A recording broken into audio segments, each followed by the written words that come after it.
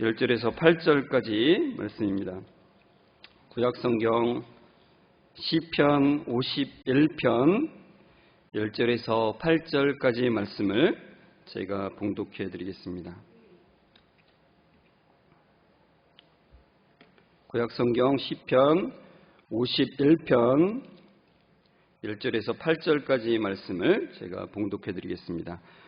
하나님이여, 주의 인자를 따라 내게 은혜를 베푸시며 주의 많은 긍휼을 따라 내 죄악을 지워 주소서. 나의 죄악을 맑게 씻으시며 나의 죄를 깨끗이 제하소서. 물은 나는 내 죄과를 아오니 내 죄가 항상 내 앞에 있나이다. 내가 주께만 범죄하여 주의 목전에 악을 행하였사오니 주께서 말씀하실 때에 의로우시다 하고 주께서 심판하실 때에 순전하시다 하리이다. 내가 죄악 중에서 출생하였으며 어머니가 죄 중에서 나를 잉태하였나이다. 보소서, 주께서는 중심이 진실함을 원하시오니 내게 지혜를 은밀히 가르치시리이다.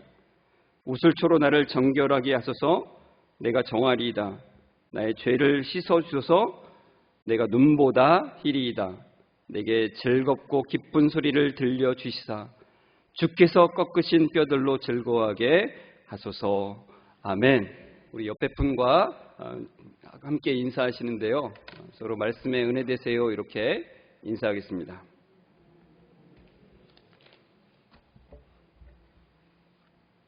네, 감사합니다. 여러분, 오늘 시편 51편 말씀을 여러분 잘 아실 줄 믿습니다.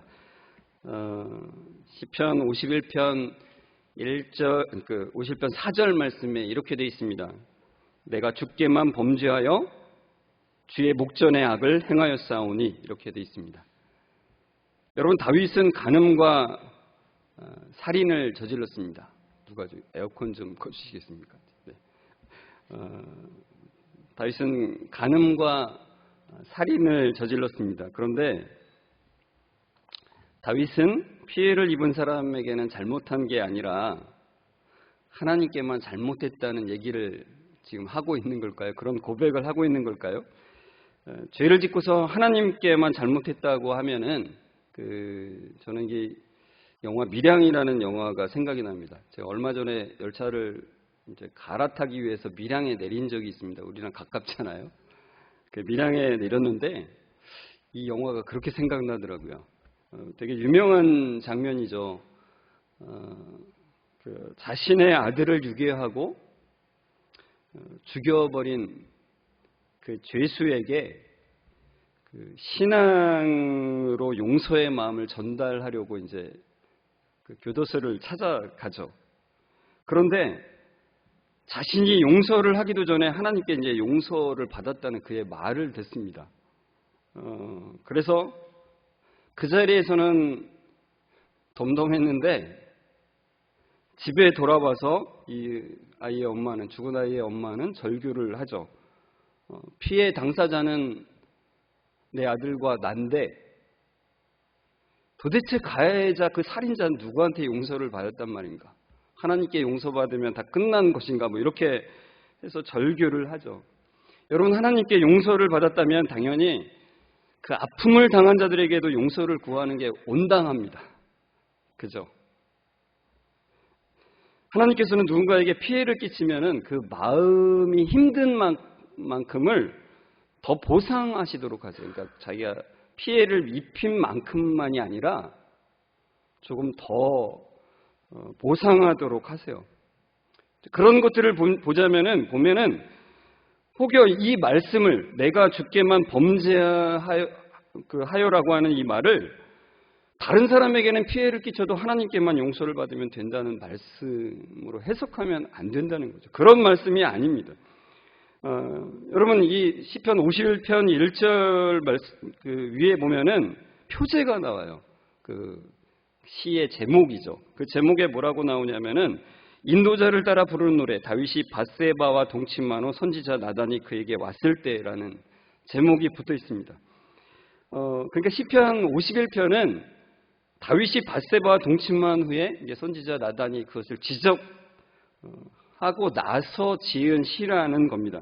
그러니까 그 그의 잘못을 지적받고 그의 죄악을 지적받고 하나님께 엎드려서 죄 용서를 구하는 내용입니다. 그런데 그 첫 번째 절에서 자신이 저지른 일을 이제 죄악이라고 표현을 하죠.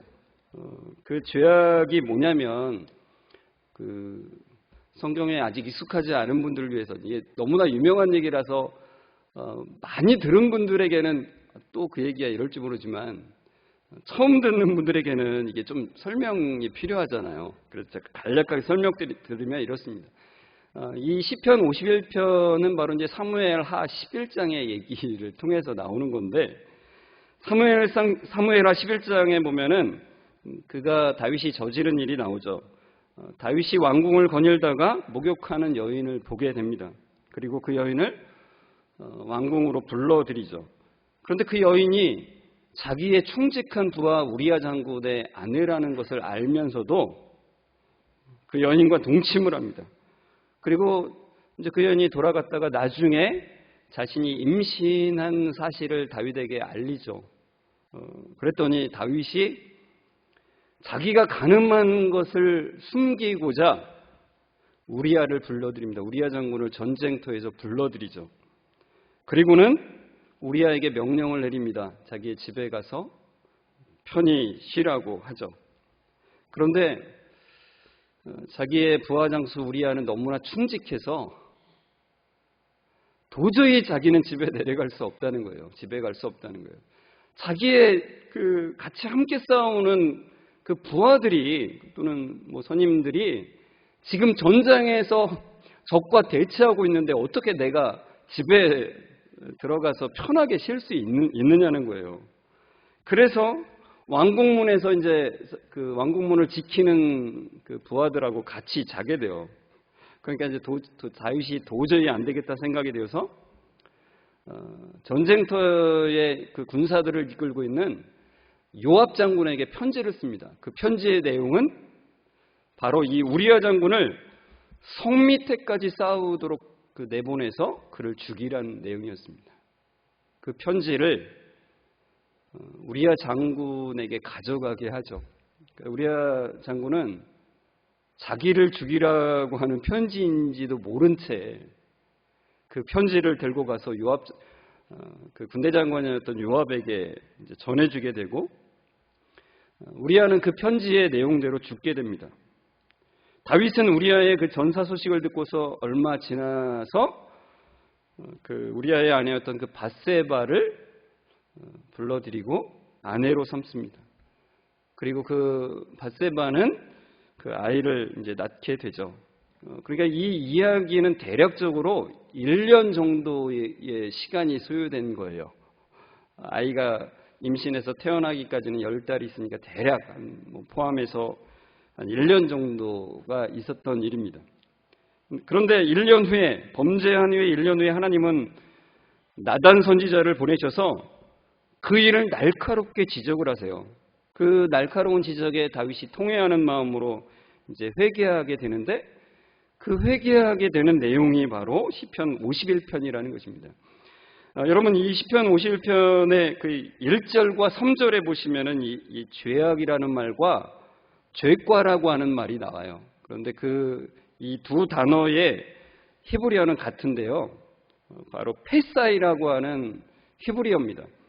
근데 이 페사이라고 하는 말의 뜻은 뭐냐면 경계를 넘어가는 것, 규범을 범한다는 뜻인데 거기에는 반역이라고 하는 뉘앙스가 담겨 있습니다. 그러니까 이제 군대에서는 항명이라고 하는 그러니까 의도적으로 내가 위에 있는 상관의 명령을 의도적으로 거역하는 것을 의미한다는 겁니다. 그러니까 이 단어를 다윗이 썼다는 것은 다윗은 자기가 한 일이 의도적으로 하나님께 반역을 했다는 것을 고백하는 것이라는 겁니다.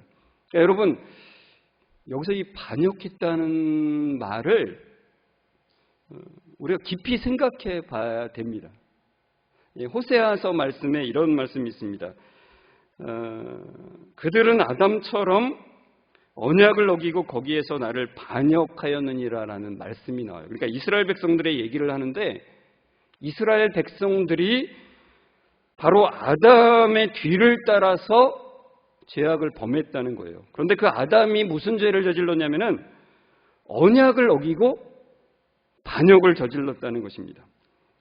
하나님께서는 아담과 하와에게 모든 것을 다 먹되 동산 중앙에 있는 선악을 알게 하는 나무 열매를 먹지 말라고 하셨습니다. 여러분, 많은 분들이 질문을 하죠.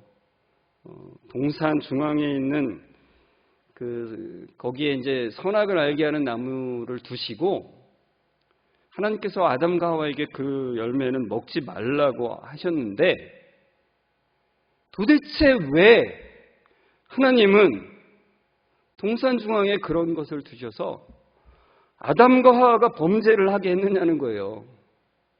그러니까 많은 사람들이 그런 의미를 품는 거죠. 하나님이 죄를 짓게 만든 것 아니냐라고 그렇게 하죠. 유초동부에서 초등학교 3학년짜리 윤재가 이 질문을 했대요. 제가 너무 놀랐습니다. 초등학교 3학년짜리도 이런 질문을 하는구나. 참 기특한 질문인 것 같아요. 왜요? 성경 말씀의 의도를 좀 알아가게 하는 질문이잖아요. 여러분들도 이런 질문을 많이 하셨으면 좋겠습니다. 여러분, 하나님은 창조자이시고 우리는 피조물입니다. 그래서 하나님은 인간에게 다른 피조물들과는 다르게 인격이라는 것을 주셨습니다. 그런데 그 인격에는 책임감이라는 것이 핵심이에요. 책임이 없으면 그 인격이라는 것은 없습니다. 그런데 하나님께서 그 책임을 주셨는데 어떤 책임을 주셨느냐? 위에 계신 분을 기억하며 살아야 되는 책임이에요. 무슨 얘기인지 아시겠습니까? 우리가 피조물임을 기억하며 살아야 될 책임이 있습니다. 내가 최상위 자리에 있는 것이 아니라 내 위에 하나님이 계신 것을 기억하며 살아야 될 책임이 있어요. 그게 바로 경외죠, 경외. 그러니까 여러분, 선악을 알게 하는 나무는 그 역할을 하고 있는 거예요. 너가 이 세상의 최고의 자리에 있는 것이 아니라 하나님께서 내 위에 계시다. 너는 그것을 기억하며 살아갈 때 가장 복된 삶을 살아갈 수 있다는 것을 하나님이 말씀하고 계시다는 겁니다.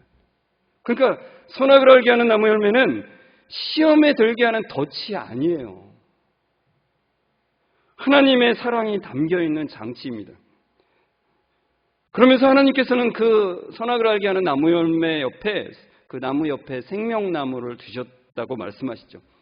그러니까 그 언약이, 아담과 맺으셨던 그 언약이 무엇인지가 우리가 알 수 있어요. 그러니까 하나님께서는 그 책임을 다하는 것을 보셨을 때 영생을 아담과 하와에게 주시기로 그들과 언약하신 것입니다. 그런데 아담이 그 언약을 어기고 반역을 했다는 것이죠. 그러니까 하나님께서 모든 것을 주시는 분이심을 신뢰하지 못하고 스스로 하나님의 자리에 올랐습니다. 스스로 나의 주인은 나라고 선포를 하고 그 주인의 자리에 올라선 거죠. 선악을 판단하는 것이 나 스스로이라는 것을 선포해 버렸다는 것입니다. 그러니까 여러분, 죽게만 범죄했다는 시편 51편 4절에 죽게만 범죄했다는 그 표현은 다윗이 밧세바나 우리아한테 범죄한 그런 책임은 나는 없고 하나님께만 범했다, 그런 얘기를 하는 게 아니라 그가 지은 죄가 근본적으로는 하나님께 항명하고 하나님을 반역했다는 것을 그가 고백하는 것입니다.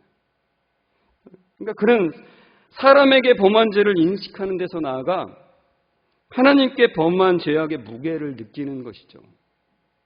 그것이 근본이라는 것을 그는 고백하는 것입니다. 여러분, 다윗은 전쟁에 굉장히 많이 참여한 사람입니다. 전쟁에 나갈 때마다 여러분 얼마나 긴장이 되겠습니까? 목숨이 달린 거잖아요. 많은 부하들의 목숨이 달린 거잖아요. 자신뿐만 아니라. 그래서 그는 긴장감 속에서 살았습니다. 그런데 사무엘하 11장 1절 그가 범죄하기 바로 직전의 상황인데 이렇게 되어 있습니다. 그 해가 돌아와 왕들이 출전할 때가 되매 다윗이 요압과 그에게 있는 그의 부하들과 온 이스라엘 군대를 보내니 그들이 암몬 자손을 멸하고 랍바를 에워쌌고 다윗은 예루살렘에 그대로 있더라. 이제까지는 전쟁을 누비면서 전쟁터에서 하나님을 바라보고 하나님을 의지했던 그였는데 이제 전쟁터에 나가지 않아도 되는 상황이 됐어요. 그러면서 그는 왕궁에 머물면서 한가했습니다. 그리고 그의 시선이 하나님을 향하던 것에서 자신을 향하게 되었습니다. 어떻게 알 수 있느냐면 그 뒤의 절들을 보면 잘 드러나 있습니다. 사무엘하 11장 2절에서 4절 사이에 아까 우리가 사실 봤던 건데요. 제가 밑줄을 좀 쳐놨습니다. 지극히 자기중심적이 되어서 자기 마음대로 권력을 휘두르는 모습을 보여주고 있죠. 그러니까 다윗은 범죄를 하면서도 자기 기세가 등등해요. 아무런 꺼리낌이 없어요. 사람을 보내기만 하면은 자기가 하고 싶은 대로 다 되는 거예요.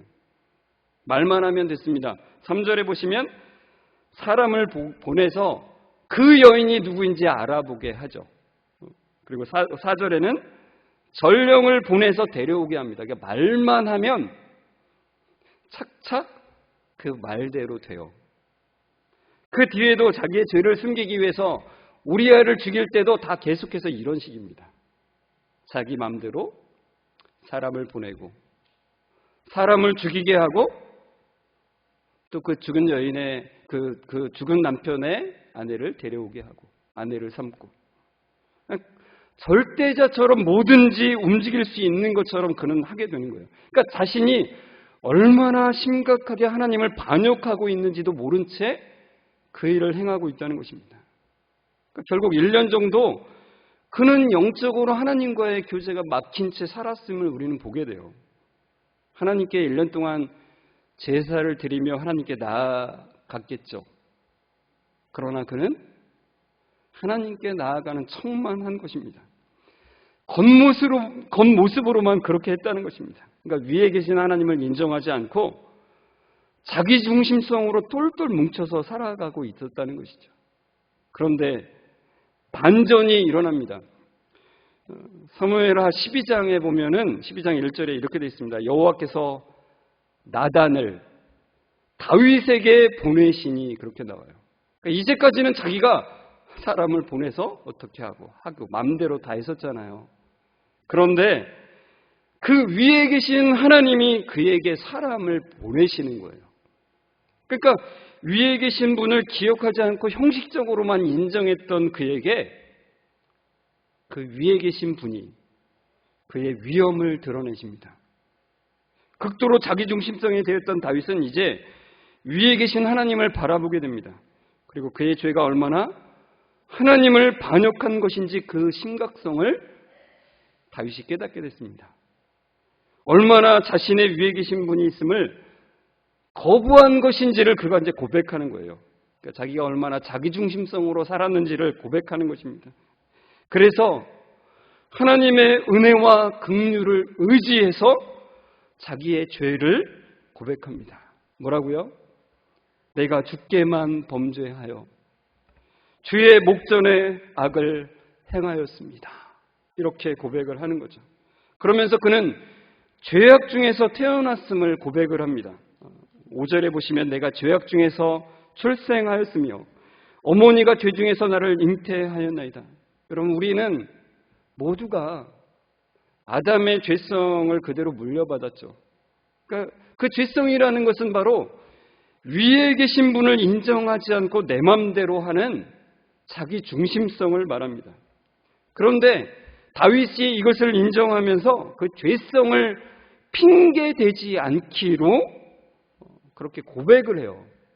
그러니까 6절에 보시면 이렇게 말합니다. 보소서 주께서는 중심이 진실함을 원하시오니 내게 지혜를 은밀히 가르치시리이다. 그러니까 이 말은 좀 더 쉽게 말하자면 그 밑에 있는 것처럼 이런 말이에요. 주는 정말로 내 속에 진실이 있기를 바라십니다. 주는 내 마음속에 지혜를 가르치십니다.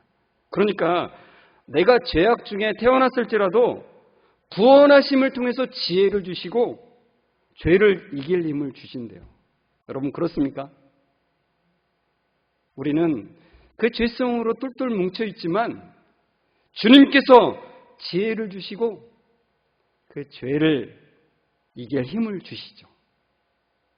인정하십니까? 무엇을 근거로 다윗이 이 말을 했는지를 보셔야 되는데, 여러분 다윗은 비록 예수님이 오시기 전에 1000년 전의 사람입니다. 1000년 전이에요. 그렇지만 예수 그리스도를 본 사람이에요. 하나님께서 보여주심으로. 그래서 그리스도의 피 흘림이 자신의 속죄의 근거가 된 것을 믿은 사람이에요. 그것을 어디서 볼 수 있느냐? 7절에 보시면 이렇게 되어 있습니다. 우슬초로 나를 정결하게 하소서. 내가 정하리이다. 나의 죄를 씻어 주소서. 내가 눈보다 희리이다. 여러분 우슬초는 뭐냐면은 이게 이스라엘 백성들이 출애굽할 때 마지막 열재앙 때에 장자를 죽이는 재앙이었잖아요. 그때 이스라엘 백성들에게는 그런 명령이 떨어지죠. 집 문에 임방과 좌우 설주에 어린 양의 피를 바르도록 했잖아요. 근데 그 피를 바를 때 무엇으로 바르냐면 이 우슬초로 바르게 됩니다. 이 우슬초는 줄기가 많고 또 줄기에 이제 털들이 많아서 피를 머금어요. 그래서 거기를 피를 찍어서 뿌리기에 적당했다는 것입니다. 그러니까 스폰지와 같은 거죠. 이 우슬초가 이제 6월절 다음으로 나오는 장면이 바로 레위기 14장인데요. 이 레위기 14장에 어떤 내용이 나오냐면 나병 환자가 다 나았을 때 정결 의식을 하는, 그러니까 여기서도 이제 우슬초로 다 나았음을 그 피를 뿌림을 통해서 확증을 짓는데, 그때 이제 새 2마리를, 살아있는 새 2마리를 가져와서 한 마리를 죽입니다. 그리고 우슬초에 그 피를 이렇게 묻혀서 다른 산새에 묻혀요. 그리고 그것을 이제 날려 보냅니다.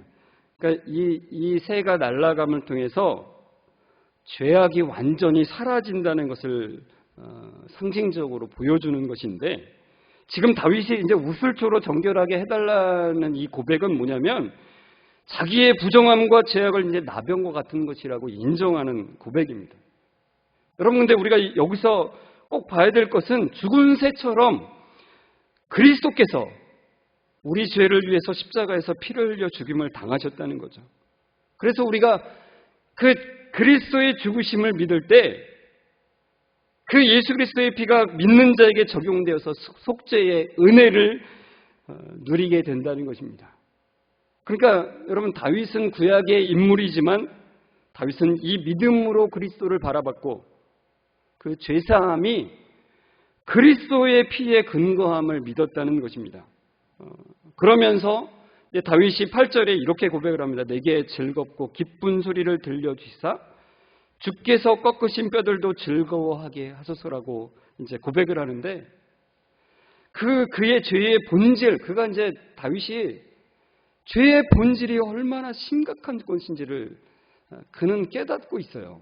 그러니까 뼈를 꺾는 그 아픔이 있죠. 그 죄의 심각함을 생각할 때 그렇습니다. 그러나 그 고통이 있지만 하나님을 다시 바라볼 때 죄사함의 기쁨과 은혜가 뒤를 따른다는 것을 고백하는 것입니다. 여러분, 우리에게 익숙한 말씀 요한일서 1장 9절이 있죠. 같이 한번 우리 읽어볼까요? 시작. 만일 우리가 우리 죄를 자백하면 그는 미쁘시고 의로우사 우리 죄를 사하시며 우리를 모든 불의에서 깨끗하게 하실 것이요. 여러분, 이 말씀을 보면은 약간 우리가 착각을 할 수가 있어요.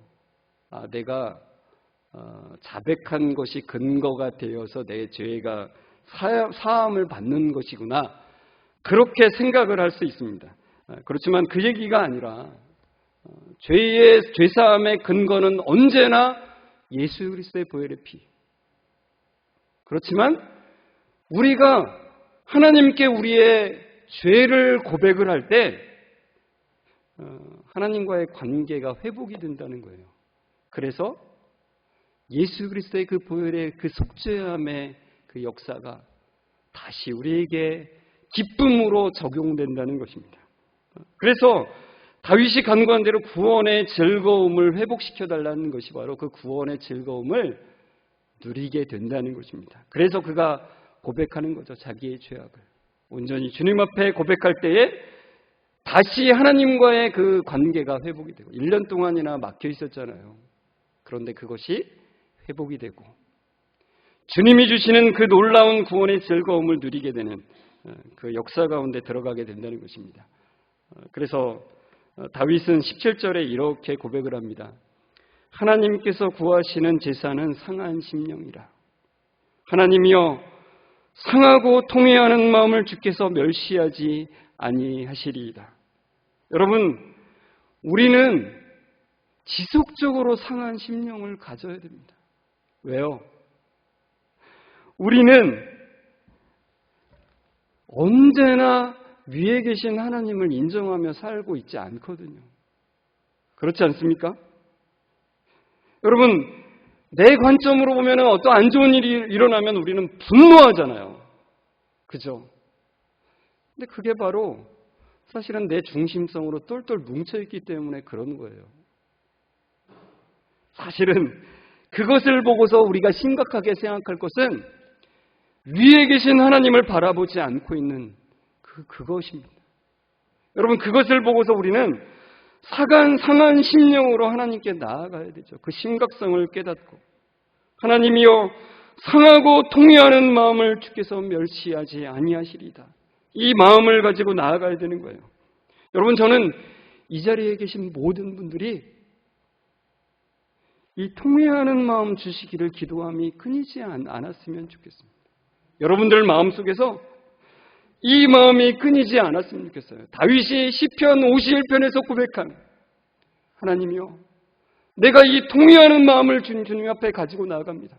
주님, 나 중심성으로 살았던 이 모든 것에서 돌이켜서 주님이 위에 계심을 고백하는 삶이 되게 하여 주옵소서. 여러분, 참된 회개는 우리의 시선이 나에게 있던 곳에서 위에 계신 하나님께로 옮겨지는 것입니다. 여러분, 이건 놀라운 거예요. 이 은혜가 여러분의 모든 삶 가운데서 끊이지 않았으면 좋겠어요. 오늘도 우리는 위에 계신 하나님을 인정하지 않으면서 이 자리에 왔을 거예요. 그죠? 그렇기 때문에 우리는 오늘도 통회하는 마음을 구하며 주 앞에 나아가는 것입니다. 주님, 오늘도 위에 계신 주님을 인정하지 않고 순간순간 그렇게 말하고 행동했습니다. 주님, 긍휼의 마음을 허락해 주셔서 주님께 통회하는 마음으로 나아갈 수 있도록 주님 도와주십시오. 나의 모든 삶이 주 앞에 상하고 통회하는 마음으로 나아가는 은혜를 허락해 주십시오. 내 중심이고 나를 바라보던 곳에서 위에 계신 주님 앞에 나의 시선이 옮겨지는 은혜를 허락해 주옵소서. 이 고백이 여러분들에게 끊이지 않기를 주의 이름으로 축원합니다. 여러분, 찬송가 254장에 보면 내 주의 보혈은 2절에 이런 가사가 있습니다. 약하고 추해도 주께로 나가면 힘주시고 내 추함을 곧 씻어주시네. 내가 주께로 지금 가오니 십자가의 보혈로 날 씻어주소서. 주님, 나를 바라보던 곳에서 주님을 바라보는 은혜를, 위에 계신 분을 인정하는 그 고백으로 나아갈 수 있도록 함께해 주옵소서라고 하는 고백으로 같이 불렀으면 좋겠습니다. 약하고 추해도 주께로 나가면 힘 주시고 내 주함을 곧 씻어주시네. 내가 주께로 지금 가오니 십자가의 보혈로 날 씻어 주소서. 약하고 죄도 약하고 죄도 주께로 나가면 힘 주시고 내 주함을 곧 씻어 주시네. 내가 주께로 지금 가오니 십자가의 보혈로 날 씻어 주소서. 사랑의 주님, 감사합니다. 우리를 사랑해 주셔서 주님을 바라볼 수 있는 장치들을 주심에 감사드립니다. 우리가 최상의 자리에 앉을 자가 아닌데도 불구하고 스스로 그 자리에 앉아서 내 마음대로 하기를 좋아하는 저희들에게 사랑과 긍휼을 베풀어 주셔서 깨닫는 은혜를 날마다 허락해 주옵소서. 우리의 시선이 우리 자신에게서 위에 계신 하나님께로 옮겨지는 은혜를 날마다 허락해 주옵소서. 순간순간 내가 중심이 될 때에 통회하는 마음을 주셔서 돌이키게 하여 주시고 그로 인해서 구원의 기쁨을 누리는 삶이 되게 하여 주옵소서. 우리의 속죄를 이루신 예수 그리스도의 이름으로 기도드리옵나이다. 아멘.